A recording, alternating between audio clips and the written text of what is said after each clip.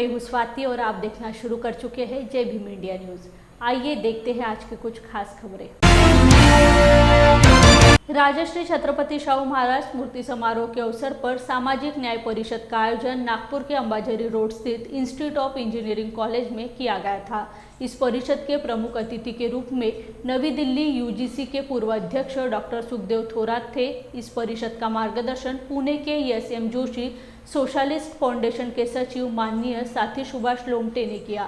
इस वक्त नगर सेवक माननीय प्रफुल्ल गुडघे, माननीय विलास भोंगाड़े उपस्थित थे।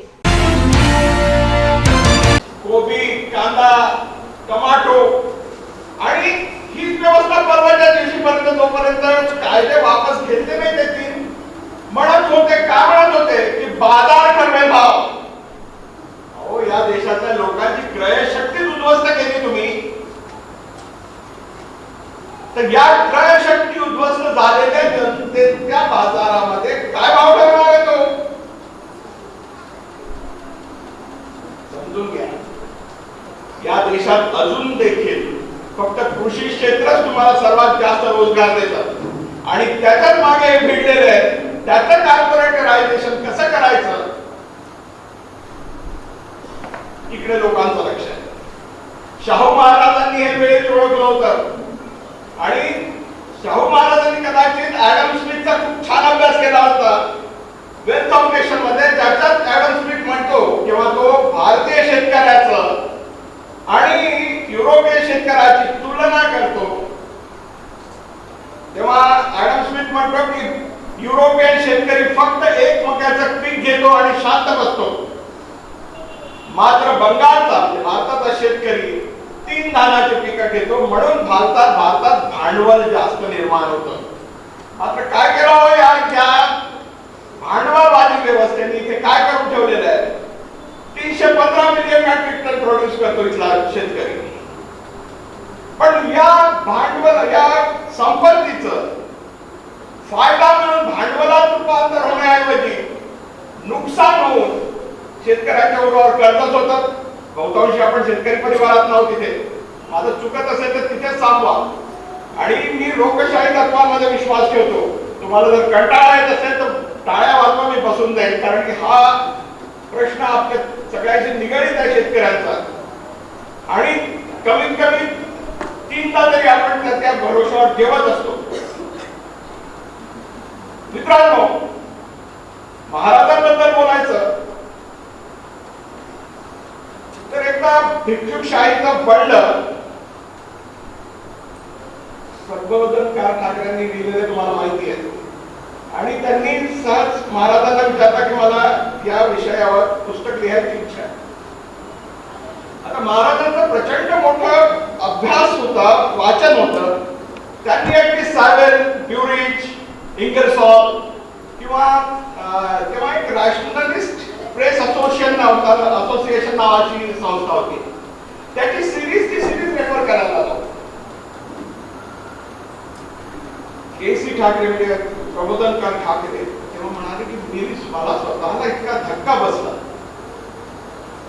की महाराजांचं किती वाचन असावं।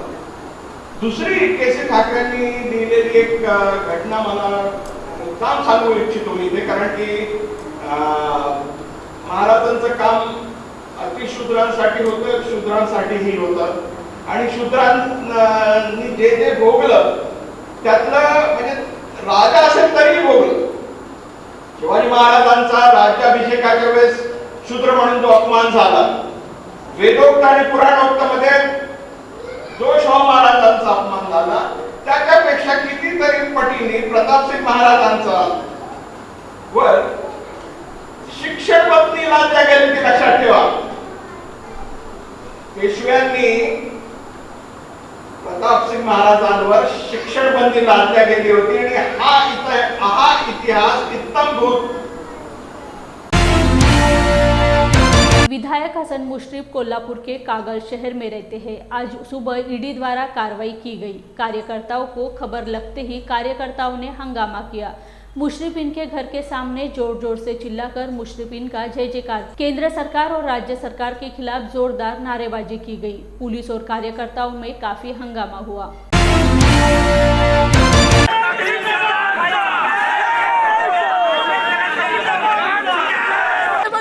करायचं आम्ही घरची खरंच की.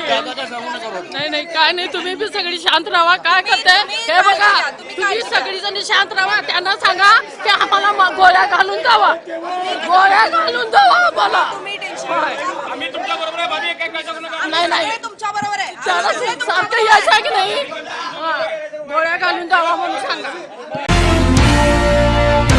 नागपुर महाराष्ट्र प्रदेश कांग्रेस कमेटी के आदेशानुसार नागपुर ब्लॉक कांग्रेस कमेटी 18 व नागपुर शहर कांग्रेस कमेटी अल्पसंख्यक विभाग की ओर से भारतीय स्टेट बैंक के सामने गीतांजलि चौक पर नागपुर में कांग्रेस जनों के साथ तीव्र आंदोलन ब्लॉक अध्यक्ष गोपाल पट्टम में अल्पसंख्यक कांग्रेस के शहर अध्यक्ष वसीम खान की प्रमुख उपस्थिति में किया गया। इस आंदोलन में केंद्र सरकार के खिलाफ नारेबाजी की गई।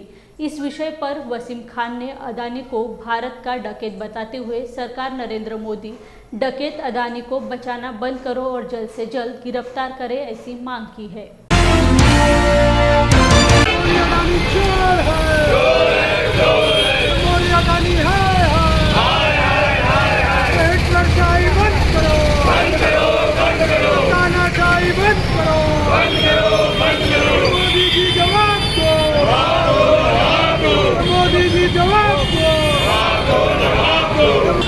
और हमारे शहर का श्री विकास भाई ठाकुर के आदेशानुसार ब्लॉक कांग्रेस कमेटी 18 के अंतर्गत यहाँ जो गीतांजलि के SBI का स्टेट बैंक का जो ब्रांच है उसके सामने किया गया है।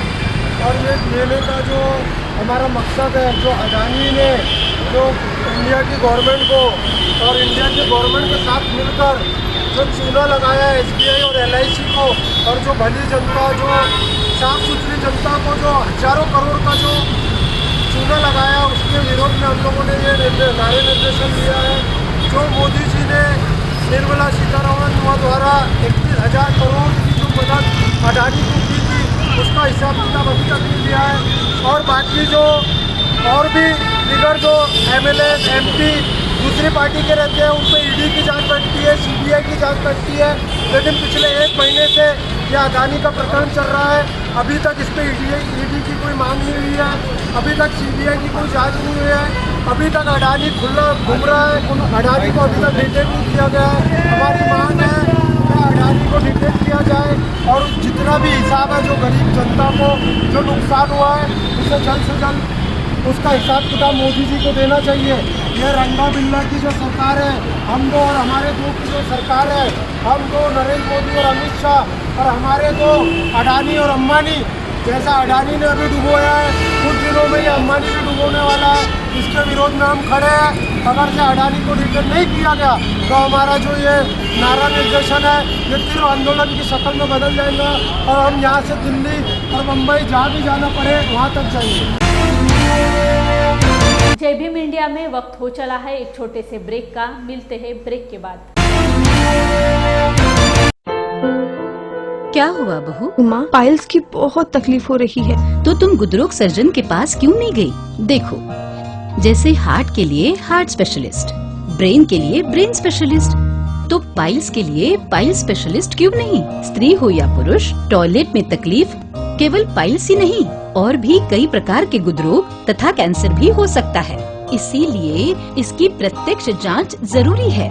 ठीक है माँ, पर जांच के लिए हम जाएंगे कहाँ? वही काले आयुर्वेदिक पाइल्स हॉस्पिटल में। लेकिन माँ, प्रेगनेंसी में पाइल्स की दवाइयाँ? प्रेगनेंसी में आयुर्वेदिक दवाइयाँ सुरक्षित होती है। जनहित में जारी काले आयुर्वेदिक पाइल्स हॉस्पिटल, औषधि चिकित्सा तथा सर्जरी ट्रीटमेंट उपलब्ध। हमारा पता उमरेड रोड, दिघौरी बस स्टॉप के पास, नागपुर। अधिक जानकारी के लिए वेबसाइट पर जाएं kalepailshospital.com। ब्रेक के बाद आप सभी का फिर एक बार जय भीम इंडिया में स्वागत है।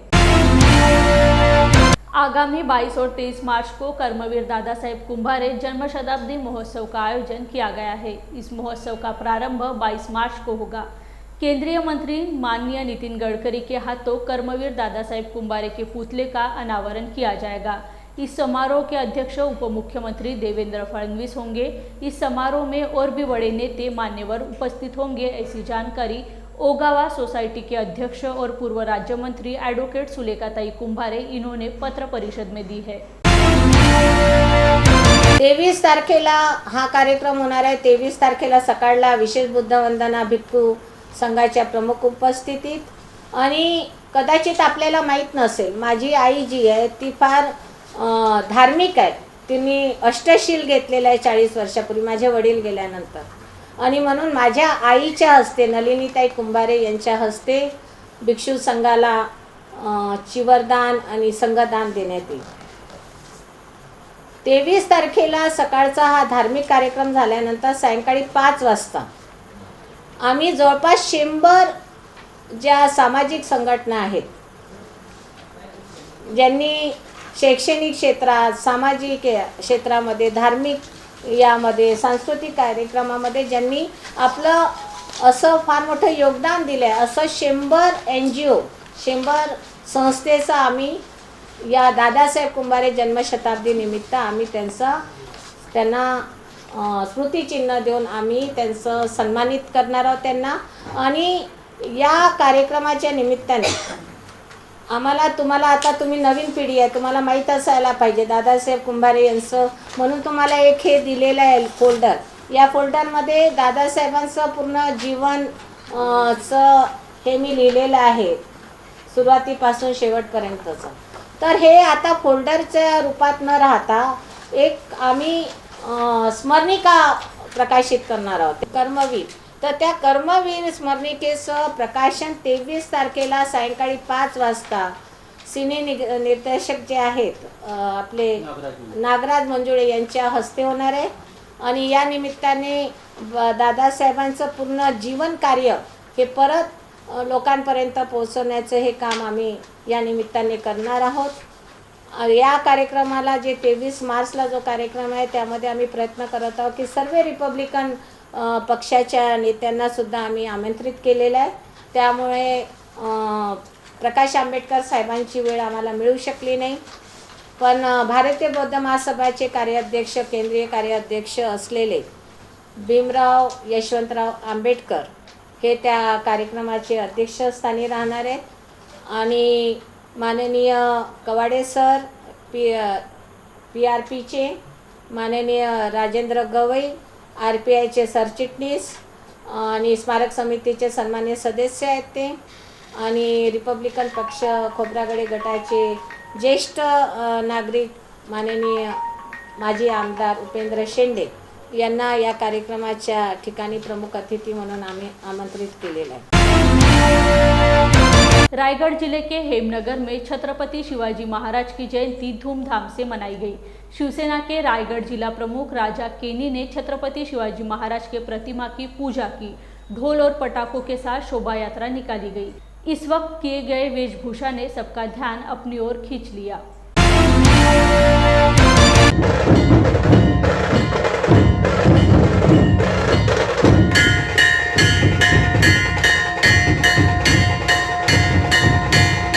शिवजयंती भव्य सोहळा आज शिवनेरी ग्रुप सेवाभावी संस्था आयोजित हेमनगर हे 24वें वर्ष आहे आणि 24व्या वर्षानंतर आम्ही सतत शिवजयंतीचा सोहळा आम्ही पार पाडत आहोत। या सोहळ्यासाठी मर्दानी खेळ म्हणजे कोल्हापूरवरून आणलेले जुन्या पद्धतीचे मावळे आणि पुण्यावरून ढोल ताशा पथक, अलिबागचा कुलाबा पथक असेच भरदार खेळ या मिरवणुकीमध्ये सकाळपासून मिरवणुकीला प्रारंभ झालेला आहे आणि मिरवणुकीतून हे वाजत गाजत शिवरायांची मिरवणूक निघत आहे आणि रात्रीचा मनोरंजनाचा कार्यक्रम आनंद शिंदेंचा चंद्रकांत शिंदेंचा प्रस्तुत महाराष्ट्राची लोकधारा या ऑर्केस्ट्राचा कार्यक्रम आयोजित केला आहे आणि ह्या पंचक्रोशीतील आणि या विभागातील अलिबाग तालुक्यातील सर्व जनतेने या मिरवणुकीमध्ये सामील होऊन जो आज शिवजयंती भव्य सोहळा पार पाडण्यासाठी जो योगदान दिलं आहे तरी सर्व शिवभक्तांचे मी शतशः आभारी आहे।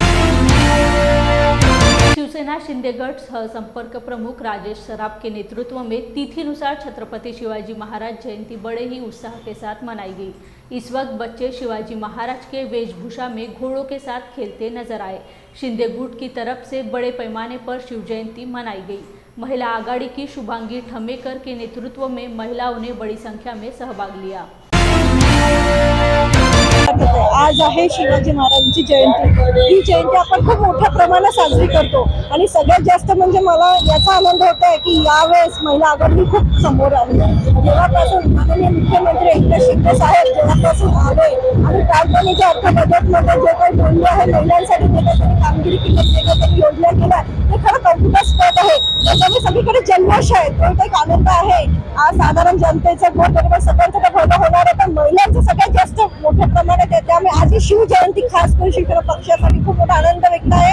आणि ही शिवाजी महाराजांची पुन्हाही म्हणा की आज आम्ही त्यांच्या मार्गावर जात आहे. त्यांनी जे कामगिरी केली आहे ते मोडलेलं आणि जिजामाता ही त्यांची जी आई आहे ती खरंच ही अशी जननी माता ही सगळ्यांना म्हणजे भेटो अशी माझी इच्छा आहे की हे जे त्यांचे पुत्र आहे शिवाजी महाराज खरंच आम्हाला गौरव आहे त्यांचा.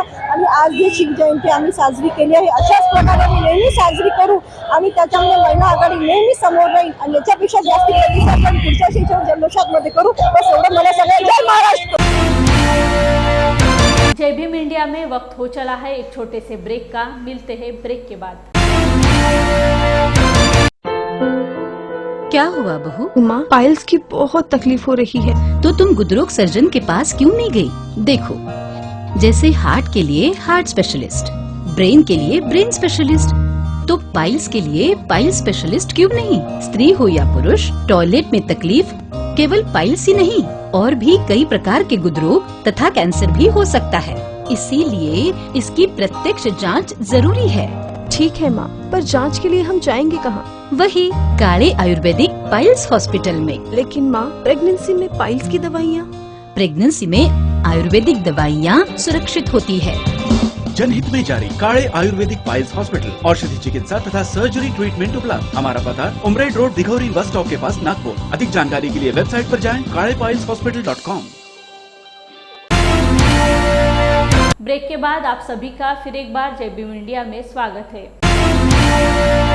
48वें सौंदर्य समाज सम्मेलन की तैयारियां अब अंतिम चरण में है. अब 12 मार्च से प्रतिनिधियों व अतिथियों का आगमन प्रारंभ होगा. दिनांक 14, 15 और 16 मार्च को सेवाग्राम आश्रम प्रतिष्ठान के प्रांगण में, 14 मार्च को रिजी सौंदर्य के वरिष्ठ नेता एवं सर्व सेवा संघ के पूर्व अध्यक्ष अमरनाथ भाई की अध्यक्षता में तिबेट के पूर्व प्रधानमंत्री प्रोफेसर रिनपोचे मुख्य अतिथि के रूप में इस अमृत महोत्सव का उद्घाटन करेंगे. महात्मा गांधी संग्रहालय दिल्ली के अध्यक्ष श्रीमती तारा गांधी भट्टाचार्य उपस्थित रहेंगी. ऐसी जानकारी पत्र परिषद में आयोजक पूर्व मंत्री सुनील केदार ने दी. सर्व सेवा संघटन होत आहे. हा एका जिल्ह्याचा किंवा विदर्भाचा किंवा महाराष्ट्राचा नाही, हा संपूर्ण देशाचा आहे. आणि कोणी काही म्हणा, हो म्हणा, नाही म्हणा, मान्य करा, न अमान्य करा, जे महत्व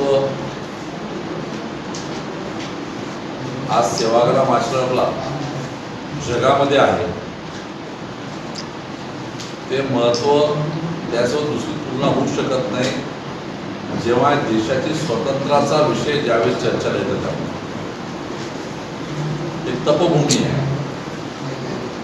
म्हणून माझी एवढी आपल्याकडे अपेक्षा आहे की आपण त्या पत्रकार बंधूंनी त्या पद्धतीने याला प्रसिद्धी द्यावी. त्या पद्धतीनं आपण आपल्या वर्तमानपत्राच्या संपादकासोबत चर्चा करून त्या पद्धतीचा अग्रलेख अपेक्षित आहे. इथे आलेल्या लोकांचं त्या संबंधीचं प्रचार प्रसार जास्त पद्धतीने होणं गरजेचं आहे. कारण ह्या प्रचार प्रसार करणं म्हणजे वर्धेचा प्रचार प्रसार आहे. संपूर्ण देशातले लोक वर्धेत येणार गांधी विचारधाराचे.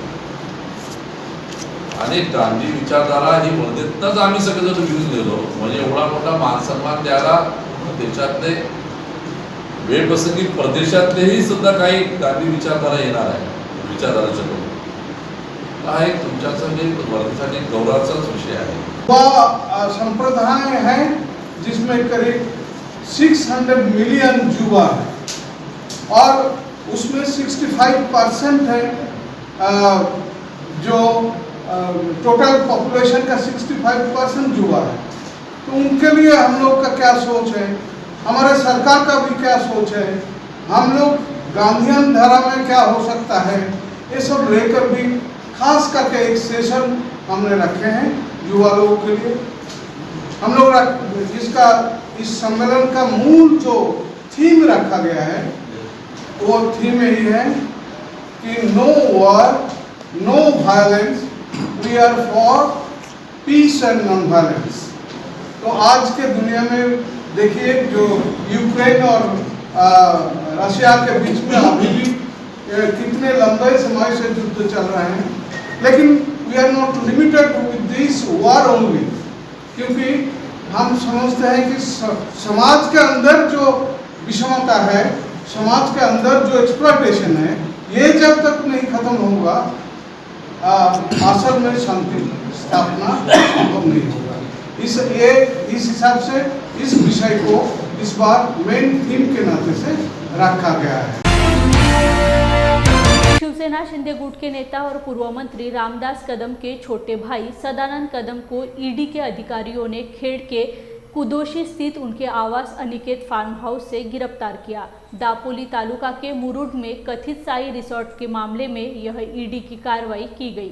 सदानंद कदम को लेकर ईडी की टीम मुंबई के लिए रवाना हुई है। दापोली साई रिसॉर्टची जी कारवाई झाली ती राजकीय स्वरूपाची झालेली कारवाई आहे आणि म्हणून कोकणातलं पर्यटन उद्ध्वस्त करण्याचं काम फार मोठं पाप हे सरकार या ठिकाणी करत आहे आणि मग ईडीच्या धमकीनं आज एक चांगल्या हॉटेल व्यावसायिकाला ईडीने कारवाईसाठी घेतलेलं आहे आणि मग ईडीची कारवाईच्यामुळे संपूर्ण कोकणातलं पर्यटन उद्ध्वस्त होण्याच्या मार्गावरती आज ते आपल्याला पाहायला मिळतं आहे आणि म्हणून ह्या आजच्या झालेल्या ईडीच्या कारवाईचा आम्ही निषेध करतो। 2 दिवसापूर्वी खेडची फार मोठी सभा खेडमध्ये झाली आणि खेडचं जे साई रिसॉर्ट आहे त्याचे मालक सदानंद अप्पा कदम यांच्या सदानंद अप्पा कदम यांच्या खेडच्या साई रिसॉर्टला माननीय उद्धवजी ठाकरे साहेब यांनी भेट दिली आणि म्हणून याच्यानंतर सूडबुद्धीनं बरोबर सभा एवढ्या मोठ्या प्रमाणात झाल्यानंतर 2 दिवसानंतर ही कारवाई होते आणि म्हणून अशा पद्धतीनं धमकावण्याचं काम हे राज्य सरकार करतं आहे। त्याच्यासाठी करता हे काही शिंदे गटातले काही नेते आहेत ते हे सूडबुद्धीनं ही कारवाई घडून आणण्याचं काम करत आहेत, परंतु कोकणातली जनता ओळखू नये अशा पद्धतीनं पर्यटनाच्या बाबत कोण आड येत असेल, पर्यटन संपवण्याचं काम करत असेल तर त्याचा आम्ही जाहीर निषेध करतो। आज के लिए बस इतना ही। कल फिर मुलाकात होंगी कुछ नई खबरों के साथ। तब तक के लिए बने रहिए जय भीम इंडिया में। जय भीम।